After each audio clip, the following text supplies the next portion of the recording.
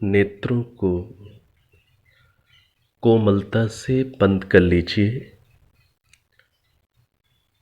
मिलकर प्रभु के निज नाम ओम का उच्चारण करेंगे। लंबी गहरी सांस भर लीजिए।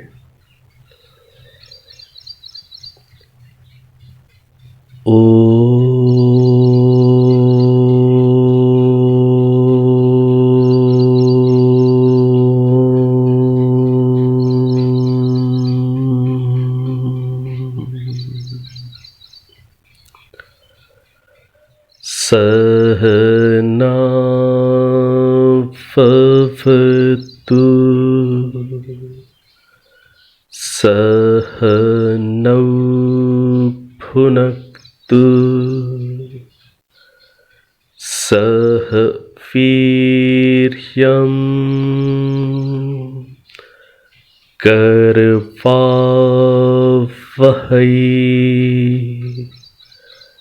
तेजस्विनावधीतमस्तु मा विद्विषावहै।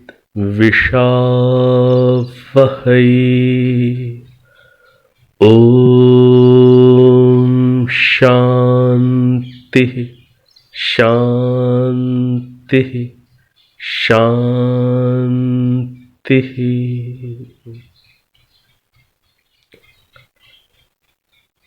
अब आप नेत्रों को खोल सकते हैं। पिछली कक्षा के अंदर हम लोगों ने चतुर्थ मंडल को समझना, उससे परिचित होना प्रारंभ किया है। चतुर्थ मंडल के अंदर 8 बार एक मंत्र लगभग एक साथ ही सूक्तों के अंदर आया हुआ है। ओम नुष्टुत इंद्र नु कृणान, ये हम लोगों ने प्रारंभिक पद संभवतः याद भी कर लिए थे। और ये जो मंत्र है, ये मंत्र चतुर्थ मंडल के 16वें 17वें और उसके बाद 19वें से लेकर 24वें सूक्तों में 8 स्थानों पर आया हुआ है। इस मंत्र के पते क्या हैं विभिन्न 8 सूक्तों में, उनको हम लोग पूर्व की कक्षा में अच्छी प्रकार से समझ चुके हैं। अब आगे चतुर्थ मंडल को से और परिचित होने के लिए हम थोड़ी सी कुछ नई बात को और आज समझेंगे।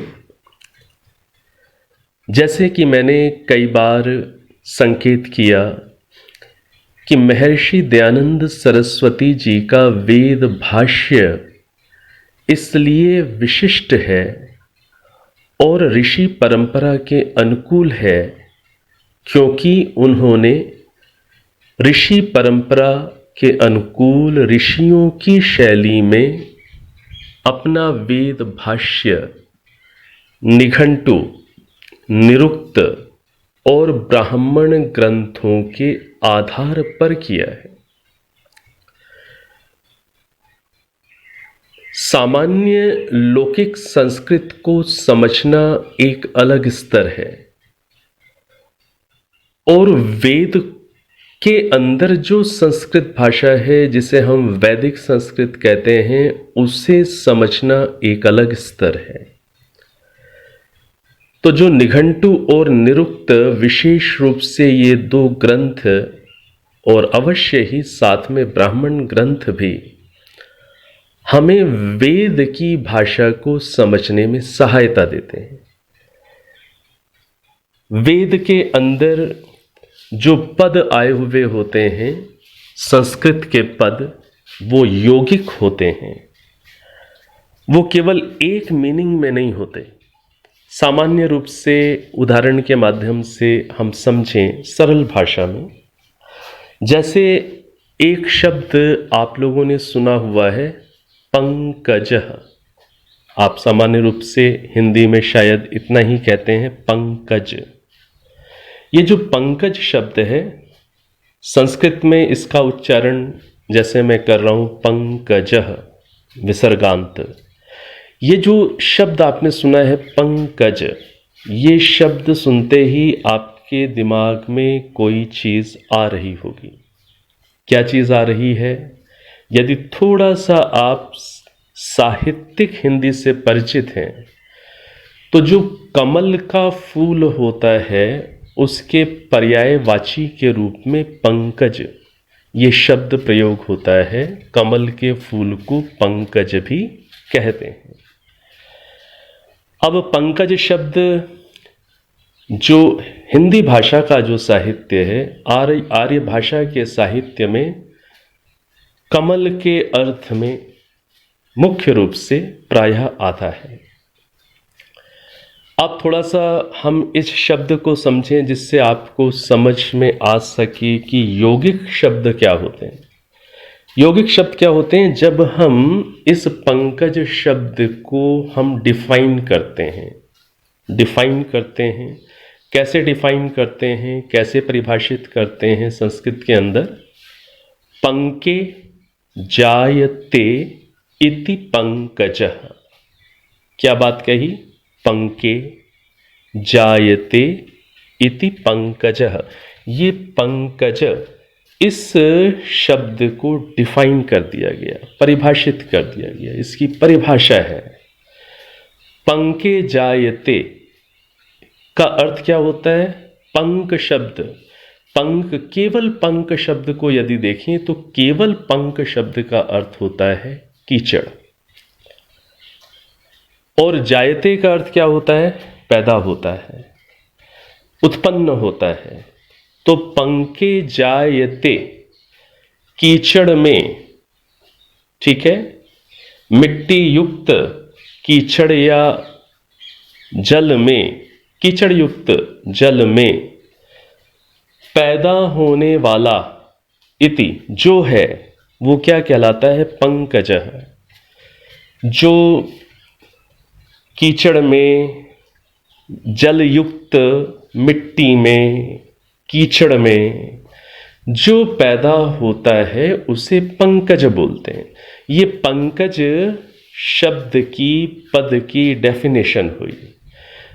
अब कीचड़ के अंदर तो ना जाने क्या क्या चीज़ें पैदा होती हैं, कितने सारे कीड़े मकोड़े भी पैदा होते हैं, कितने सारे अन्य वनस्पतियां भी पैदा होती हैं, सिंघाड़ा भी पैदा होता है, कितने सारे सूक्ष्म जीव जंतु, बैक्टीरियाज, वायरसेस पैदा होते हैं, बहुत कुछ पैदा होता है। तो जब हमने यदि इस डेफिनेशन के हिसाब से देखें तो इस डेफिनेशन, परिभाषा के हिसाब से तो कीचड़ में जो भी पैदा होता है उसे पंकज कहा जा सकता है, उसका नाम पंकज हो सकता है। लेकिन यदि हम इस व्यापक डेफिनेशन को हटाकर कीचड़ में पैदा होने वाली केवल एक चीज को ही ले लें, कमल भी कीचड़ में पैदा होता है, उसको मात्र ले लें और पंकज इस शब्द को केवल कमल के साथ ही फिक्स कर दें, तो ये जो कमल के साथ ही फिक्स कर दिया, निर्धारित कर दिया, इसको बोलते हैं थोड़ा सा संस्कृत भाषा के अंदर कि हमने पंकज इस शब्द को कमल के साथ रूढ़ कर दिया, अर्थात उसके साथ हमने निर्धारित कर दिया। तो जब कोई शब्द, पंकज जैसा शब्द किसी एक ही चीज के साथ निर्धारित हो जाता है, फिक्स हो जाता है, तो उसे क्या बोलते हैं? रूढ़ि शब्द। तब वो कैसा अर्थ दे रहा है? रूढ़ि अर्थ में दे रहा है, मतलब एक फिक्स्ड अर्थ में केवल दे रहा है। चूंकि वो डिफाइन भी होता है व्याकरण के दृष्टि से, तो वो योग रूढ़ि हो जाता है, अर्थात डिफाइन भी हो रहा है लेकिन उसके साथ साथ वो फिक्स भी हो गया एक चीज मात्र के साथ। तो पंकज शब्द को हिंदी भाषा में मुख्य रूप से कमल के अर्थ में ही लिया जाता है। लेकिन समझना ये है कि जो वेद हैं, वेद के अंदर जो पद आए हैं वो रूढ़ी नहीं है, अर्थात केवल एक चीज़ के लिए फिक्स्ड नहीं है। और वो कैसे शब्द हैं? वो यौगिक शब्द हैं, अर्थात वो व्यापक डेफिनेशन वाले शब्द हैं। जैसे कीचड़ में पैदा होने वाली चीज़ को पंकज कहा जाएगा, तो जो कुछ भी होगा पैदा कीचड़ में, सब कुछ पंकज कहा जा सकता है। तो इसी प्रकार से वेद के अंदर जो पद आते हैं वो कैसे होते हैं? यौगिक पद होते हैं। मैंने पहले भी उदाहरण दिया, गौ का उदाहरण दिया था कि गौ का अर्थ केवल गाय, दूध देने वाली गाय नहीं है वेद के संदर्भ में, क्योंकि वहाँ पर जो पद हैं वो कैसे हैं? वो पद कैसे हैं? वो यौगिक हैं। यद गच्छति इति गौ, जिसमें गति है, जो चलती है, उसे गौ कहते हैं। ये एक व्यापक डेफिनेशन हो गई। अब इसके अंतर्गत बहुत सारी चीज़ें समाविष्ट हो जाएंगी, वो गौ कहलाएंगी। वो सेंसेस भी गौ कहलाएंगी, पृथ्वी भी गौ कहलाएगी, ठीक है, सूर्य की किरणें भी गौ कहलाएंगी। तो एक व्यापक डेफिनेशन के अंतर्गत बहुत कुछ चीज़ें गौ संज्ञा नाम वाली कहलाएंगी।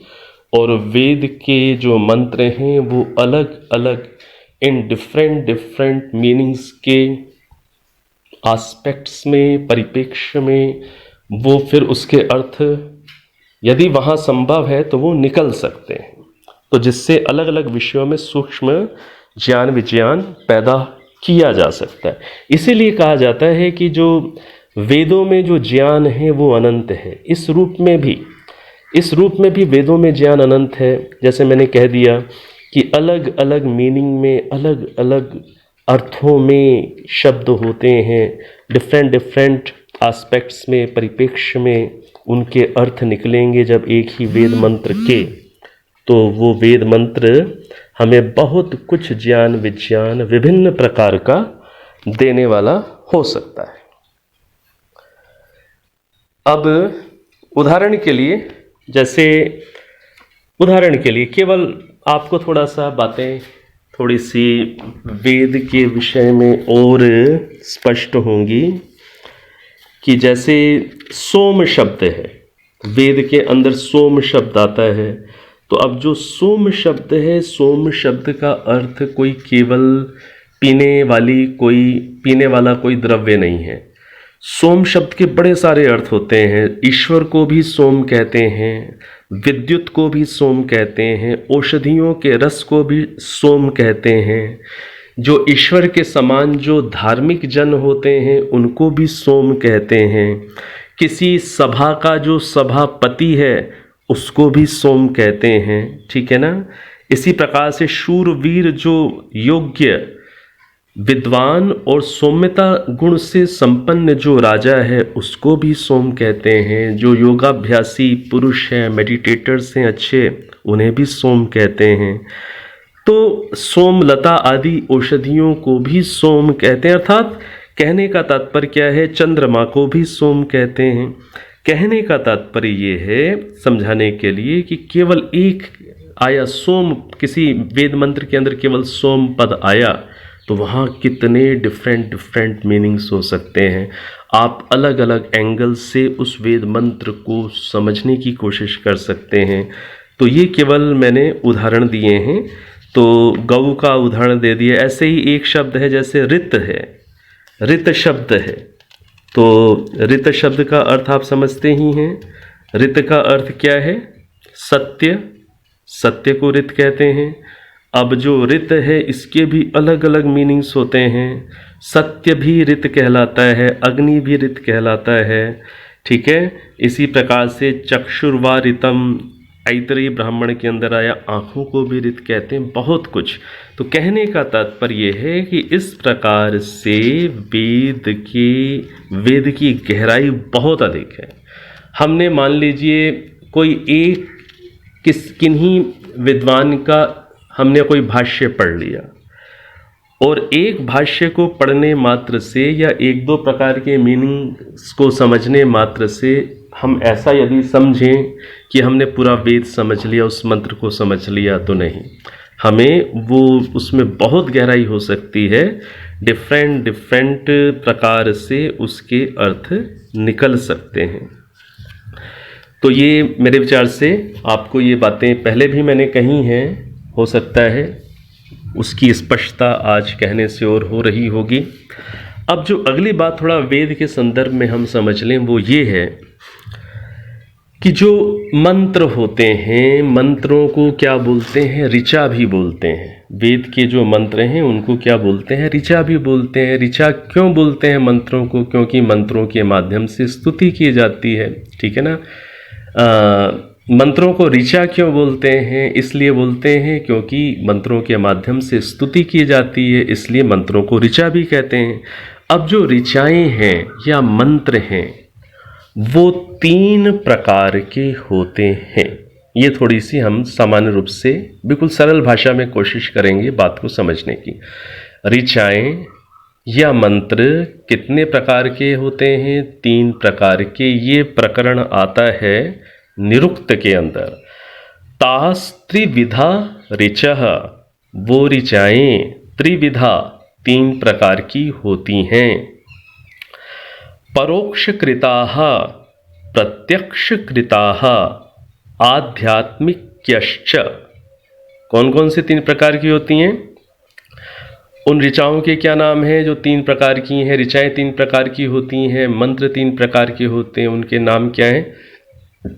परोक्षकृत ऋचाएं, परोक्षकृत मंत्र, प्रत्यक्षकृत मंत्र या ऋचा, और तीसरा क्या नाम है? आध्यात्मिक ऋचा। तो ये थोड़े से आप नाम याद कर लीजिएगा कि जो ऋचाएं हैं, मंत्र हैं, वो 3 प्रकार के होते हैं। परोक्षकृत ऋचा, प्रत्यक्षकृत ऋचा और आध्यात्मिक ऋचा। ये थोड़े से आप ये 3 नाम याद कर लीजिएगा। परोक्षकृत, प्रत्यक्षकृत और आध्यात्मिक 3 प्रकार की ऋचाएं होती हैं। अब इनको अभी हम बिल्कुल सरल भाषा में डिफाइन कर लेते हैं, सरल भाषा में, और हर चीज़ की गहराई बहुत होती है। यदि इसको पूरा जो जैसा निरुक्त में लिखा हुआ है वैसा डिफाइन करूंगा तो अभी आप में से कई लोगों को समझ में तो जरूर आएगा आपको, लेकिन थोड़ा सा कठिनता का अनुभव करेंगे। तो अभी इसको बिल्कुल सरल भाषा में, सरल शब्दों में डिफाइन कर लेते हैं। परोक्षकृत ऋचा क्या होती है? परोक्षकृत मंत्र क्या होता है? परोक्षकृत मंत्र ये होता है जिसमें आप किसी थर्ड पर्सन के बारे में पढ़ते हैं, किसी थर्ड पर्सन के बारे में बात कही जा रही होती है। थर्ड पर्सन को संस्कृत भाषा में क्या बोलते हैं? प्रथम पुरुष। थर्ड पर्सन को क्या बोलते हैं? प्रथम पुरुष। किसी XYZ किसी के बारे में, ठीक है, किसी थर्ड पर्सन के बारे में बात कही जा रही है कि वह ऐसा है, पृथ्वी ऐसी होती है, राजा वैसा होता है, एक अच्छा विद्यार्थी ऐसा होता है, ठीक है, वह ईश्वर ऐसे होते हैं, स नो बंधुर जनिता, वो परमात्मा हमारे पिता हैं, माता हैं, वो, ठीक है ना। तो जहाँ पर इस तरीके से थर्ड पर्सन के रूप में बात को एड्रेस किया जा रहा होता है, ऐसे मंत्रों को, ऐसी ऋचाओं को क्या बोलते हैं? परोक्षकृत ऋचाएं। ये मैंने बिल्कुल सिंपलेस्ट वे में डिफाइन करने की कोशिश की है। हाँ, इसमें और गहराइयाँ हैं, ये बिल्कुल सिंपलेस्ट है कि इस तरीके से जब आप किसी के बारे में बात कर रहे हैं, राजा है, बादल है, मेघ है, विद्युत है, ठीक है ना, गृहस्थ आश्रम है, वह परमात्मा इस रूप में, किसी भी इस रूप में जब आप बात कर रहे होते हैं तो ऐसी बात जहाँ की जा रही होती है मंत्रों में, तब उन मंत्रों को क्या बोलते हैं? परोक्षकृत ऋचा, ठीक है। अगली प्रकार की जो ऋचाएं हैं वो क्या कहलाती हैं? प्रत्यक्षकृत ऋचा। प्रत्यक्षकृत ऋचा से तात्पर्य क्या होता है कि आप जिससे कह रहे होते हैं। परोक्षकृत में क्या है, आप जिसके बारे में कह रहे हैं वो कोई थर्ड पर्सन है, जिसके बारे में कह रहे हैं।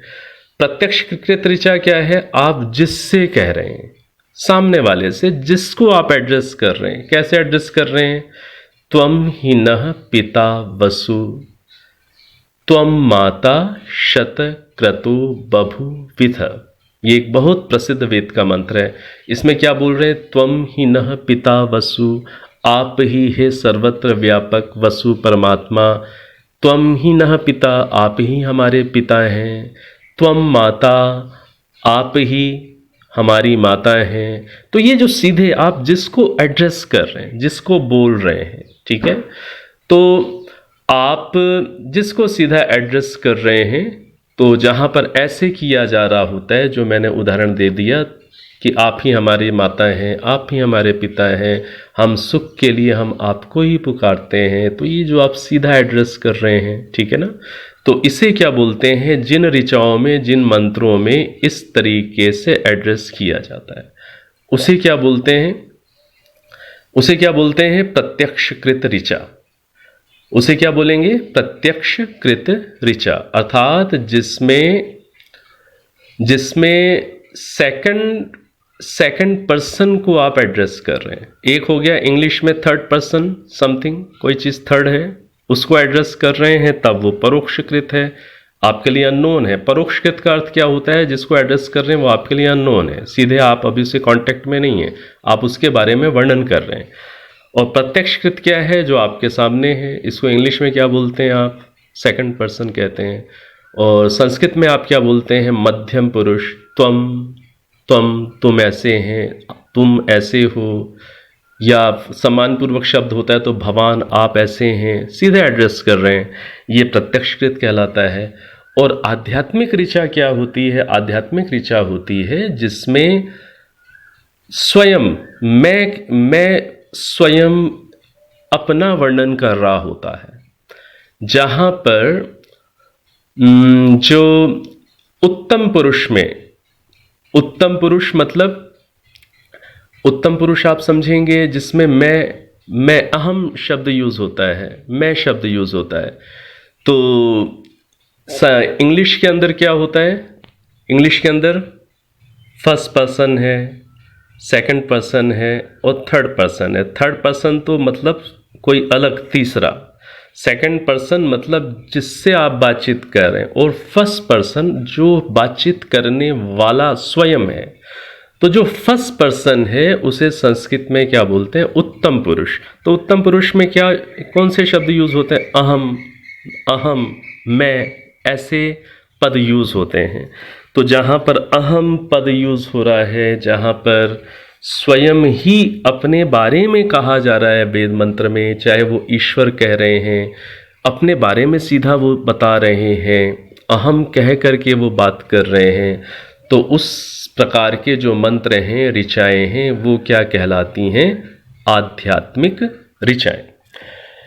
तो ये थोड़ा सा वेद के संदर्भ में ये कुछ बेसिक्स थोड़े से समझने होते हैं, और ये थोड़ा सा आप जानते होंगे तब आप थोड़ा सा किसी को सहायता कर पाएंगे, उसको भी बता पाएंगे। तो जो चतुर्थ मंडल है, चतुर्थ मंडल का जो 26वां सूक्त है, चतुर्थ मंडल का जो 26वां सूक्त है, उसमें देखिए ऐसे मंत्र आए हुए हैं, कुछ मंत्र आए हुए हैं। क्या मंत्र आया, जैसे उदाहरण के लिए ओम अहम मनुरभवं सूर्यश्चाहं कक्षिवां ऋषिरश्मि विप्रः अहम कुत्समार्जुनेयं निरिंजेहं कविरुषना पश्यतामा। तो देखिए इसमें क्या रहा है, अहम मनुर अभवम सूर्यश्चाहम, ठीक है, अहम कुत्समार्जुनेयम, ये इस तरीके से अपने बारे में कह रहे हैं, परमात्मा अपने बारे में कह रहे हैं। और क्या आया, जैसे ओम, दूसरा मंत्र देखिए, ओम अहं भूमिमदामार्यायाहं वृष्टिं दाशुषे मर्त्याय अहमपो अनयं वावशाना मम देवासु अनुकेतमायन। ये बहुत प्रसिद्ध मंत्र है, फिर से पढ़ रहा हूँ, बहुत प्रसिद्ध मंत्र है, इसे ध्यान से सुनिए, इसमें बहुत विशेष बात है। ओम अहम भूमि मदा दामार्यायाहम, ये जो पद है अहम भूमि मद दामार्यायाहम, इसमें बहुत गहरी बातें हैं।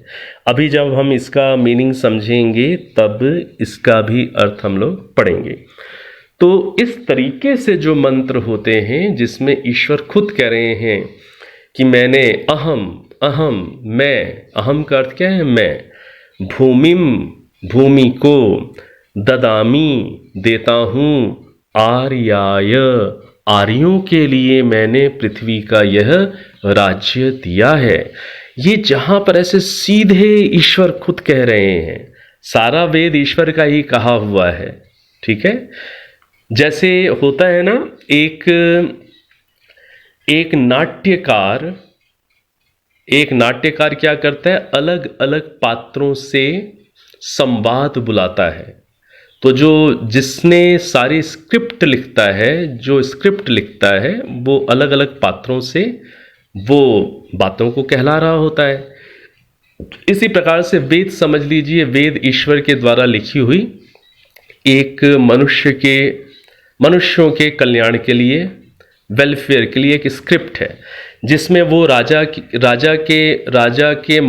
की ओर से भी कहलवा रहे हैं, विद्वान की ओर से भी कहलवा रहे हैं, प्रजा की ओर से भी कहलवा रहे हैं। वेद मंत्रों के अंदर कहलवाने वाले तो परमात्मा ही हैं, और स्वयं भी अपनी ओर से भी वेद मंत्र के अंदर वो सीधा बोल सा रहे हैं।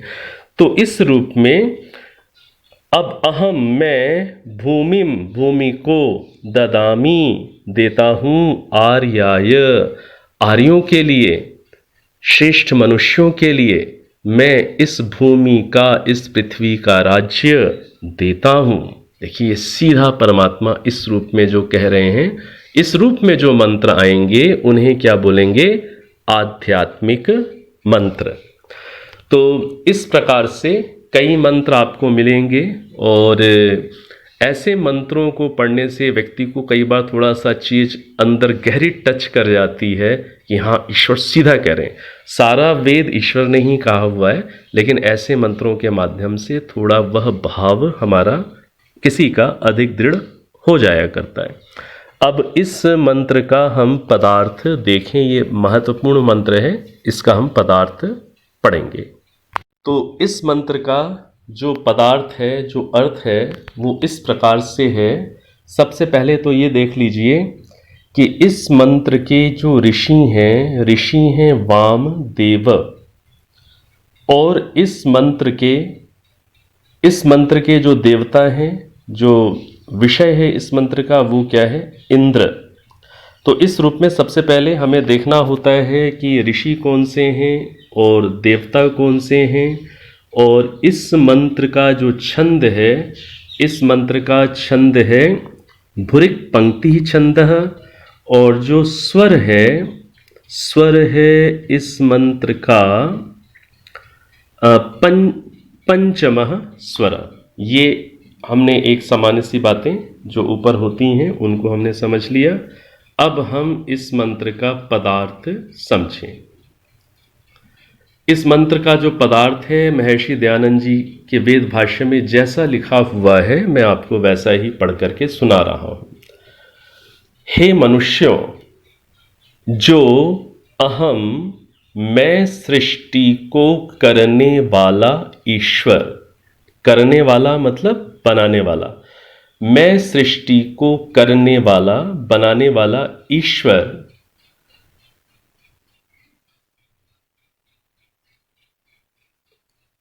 नहीं ये नहीं, इससे अगला अर्थ है, क्षमा करिएगा।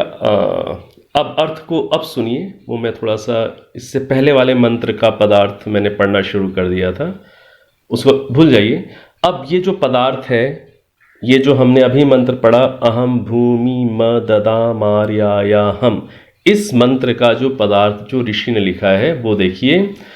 हे मनुष्यों, जो अहम सबका धारण करने और सबका उत्पन्न करने वाला ईश्वर मैं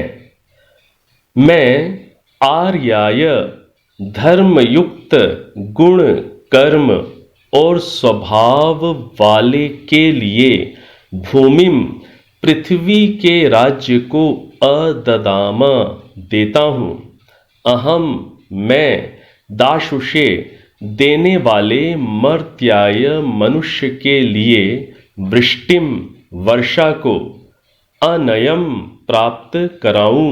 अहम मैं अपह प्राणों व पवनों को प्राप्त कराऊं, जिस मम मेरे वावशानाः कामना करते हुए देवासः विद्वान लोग केतम बुद्धि व जनाने के लिए अनुआयन अनुकूल प्राप्त होते हैं, उस मुझको तुम सेवो।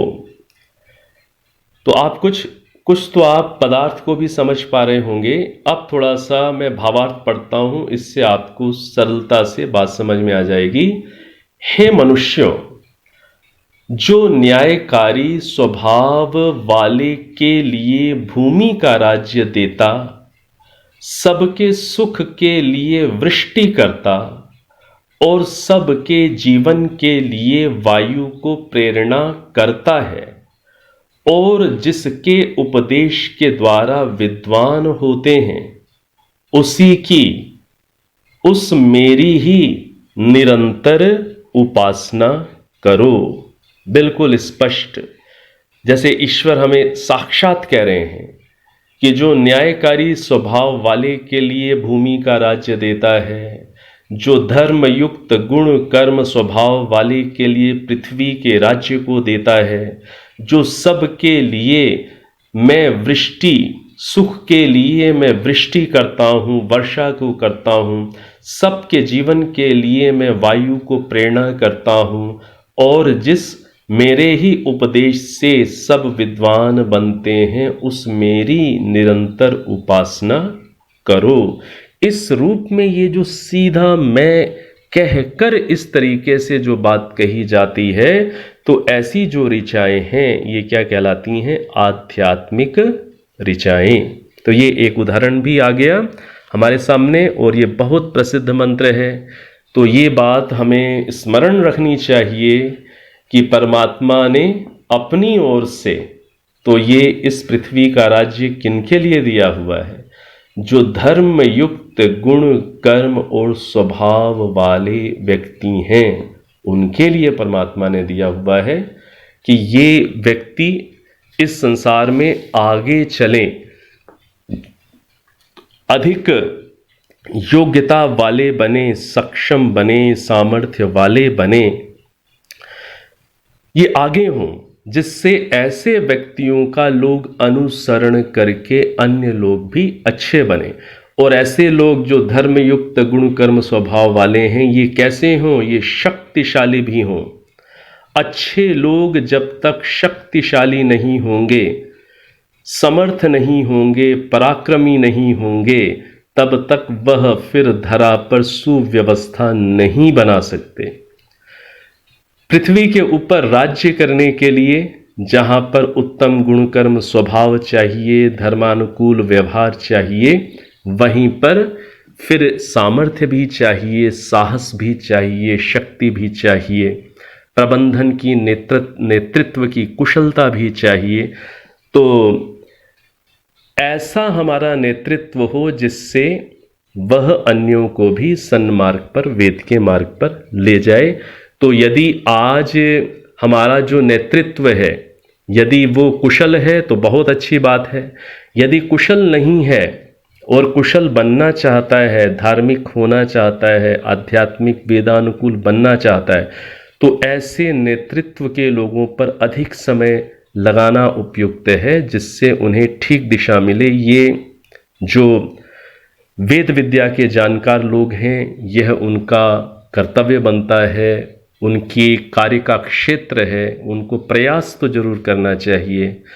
और यदि नेतृत्व कहीं पर भी पूरी धरती पर नेतृत्व अच्छा नहीं है, तो फिर जैसे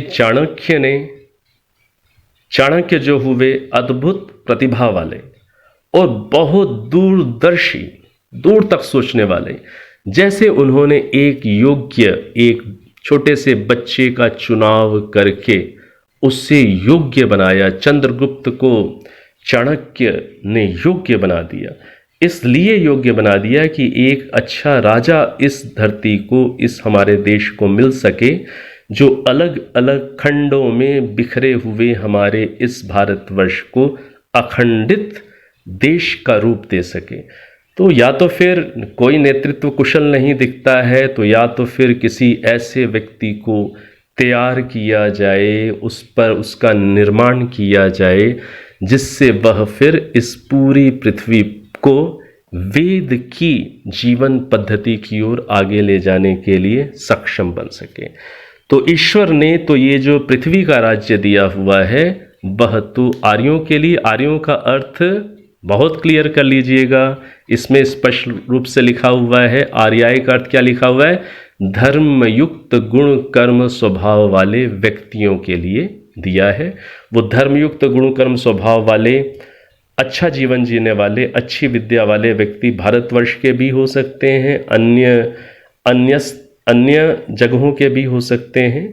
तो जहाँ के भी हों, जहाँ से भी हों, वो सत्य को जानने समझने वाले हैं, सत्य का आचरण करने वाले हैं, ईश्वर के सच्चे स्वरूप को जानकर मानकर उनकी यथार्थ भक्ति अर्थात आज्ञा का पालन करने वाले हैं, तो वो आर्य हैं। ऐसे लोगों के लिए ही परमात्मा ने पृथ्वी का ये राज्य दिया है। तो ये हमने थोड़ा सा समझा बात को कि आध्यात्मिक ऋचा क्या है और किस प्रकार से ऐसे मंत्र हमें मिलते हैं। अन्य भी मंत्र हैं, अन्य सूक्तों में भी इस प्रकार के मंत्र आए हुए हैं। तो एक उदाहरण मात्र से आप समझ जाएंगे। जैसे जो 42वां सूक्त है, 42वां सूक्त इसी मंडल का 42वें सूक्त जो सूक्त है, उसके अंदर भी दूसरा, तीसरा, चौथा सब इसी प्रकार से मंत्र आए हुए हैं। तो जो चतुर्थ मंडल का जो 42वां सूक्त है, उसके अंदर भी जैसे मैंने संकेत किया कि ओम अहम राजा वरुणो मह्यम, दूसरे मंत्र में आया, तीसरे मंत्र में आया ओम अहम इंद्रो वरुणस्ते महित्वोर्वी, अहम मैं वरुण हूँ, मैं राजा हूँ। इस तरीके से जो ये मंत्र आ रहे हैं, ये आध्यात्मिक ऋचाओं के उदाहरण हैं। अन्यत्र भी ऐसे मंत्र मिलेंगे आपको। जब आप स्वाध्याय करेंगे तो एक भूमिका सी रहने पर आप शायद ऐसे मंत्रों से अधिक जुड़ पाएं। अब जो चतुर्थ मंडल है, चतुर्थ मंडल की शेष बातों को हम अगली कक्षा में समझेंगे। अब एक बार ओम 3 बार शांति का उच्चारण करें।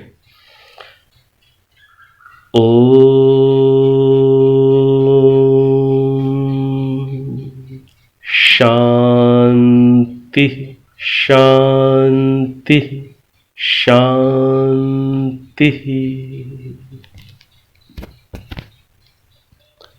अब आप नेत्रों को खोल सकते हैं।